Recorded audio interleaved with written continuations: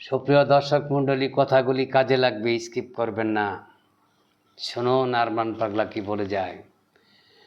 হাদিস ছাড়া কথা বলি না, যেগুলো হাদিসের দরকার সেগুলো হাদিস থেকে বলি, যেগুলা গল্প কাহিনী সেগুলো কিছু বানিয়ে বলতে হয়। আমার নবীর কাছে এক বেদিন এসে বললেন, আমাকে 200 টাকা দেন, আমার অনেক দরকার। নবীজি না করতে পারলেন না, তিনি কাছে টাকা ছিল না, একটি পয়সা নেই। বললেন, তুমি আলীর কাছে যাও। আলীর কাছে গেলেন, গিয়া বলেন, আমাকে 200 টাকা দাও, তোমার নবী বলেছে। ওই কথা শুনে আলী কাঁদতে লাগলেন যে আমার কাছে তো একটি টাকাও নেই। মা ফাতেমার কাছে গিয়ে বললেন, জোহরা 200 টাকা দাও, অনেক দরকার হয়েছে। জোহরা কেঁদে কেঁদে বললেন, স্বামী গো, একটি পয়সা তো নেই। বলল, আমার ইমাম হাসান কোথায়? এই তো পাশে খেলতেছে। ইমাম হাসানকে নিয়ে, ইমাম হোসেনকে নিয়ে, 2 ভাইকে নিয়ে এক বেদিনের কাছে বন্ধক রাখলেন। বললেন, আরবের দিরহাম আর কি 200, আমাকে 200 টাকা দেন, আমি বিকেলে এসে দিয়ে যাব। তখন কয়, আমি কিভাবে বিশ্বাস করব? আলী বললেন, এই যে আমার 2টো সন্তান ইমাম হাসান এবং হোসেনকে বন্ধক রাখলাম, টাকা দিয়ে ছুটিয়ে নিব বিকালে, সন্ধ্যা হওয়ার আগে আগে। ওই ব্যক্তিকে 200 টাকা নিয়ে দিলেন, চলে গেল। সন্তান বন্ধক রেখে সন্ধ্যা হয়ে গেল।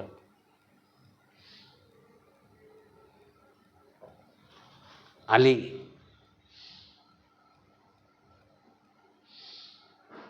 ওই 200 টাকা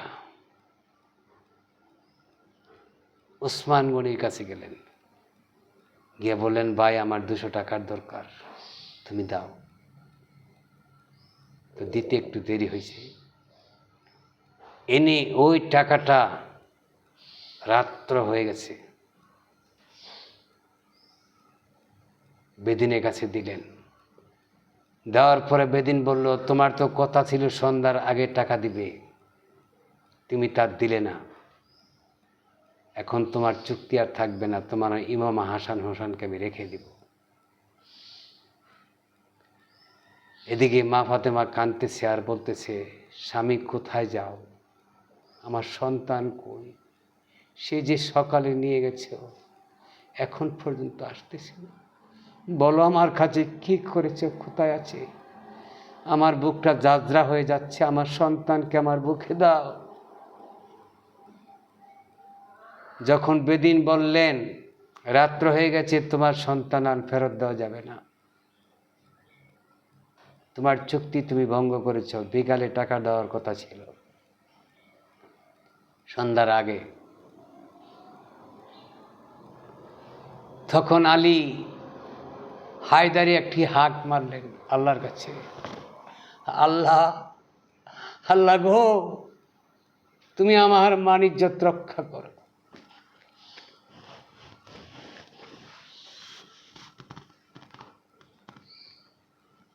আল্লাহ বলল, কি চাও আলী? আলী বলল, হে আল্লাহ, তুমি রাত্রটাকে বিকেল করে দাও। ওই রাত্রটা বিকেল হয়ে গেল, ফর্সা হয়ে গেল। বেদিন দেখলেন, দেখে বললেন, আলী, এই নাও তোমার সন্তান, আর এই 200 টাকা তুমি নাও। আলী বলল, না, আমাকে দেওয়ার মালিক আল্লাহই আছে, আমার যখন যা লাগে আমার আল্লাহ আমাকে দেয়। তাই বলছি, প্রেমিক কাকে বলে? নবী প্রেমিক কারা হতে পেরেছে? আলীর মতো প্রেমিক, যার একটি পয়সা নেই, নবীর কথায় খালি হাতে বাড়িতে গিয়ে তার সন্তান বন্ধক দিয়ে তারপরে ওই ব্যক্তিকে টাকা দিয়ে উপকার করেছেন বেদিনকে।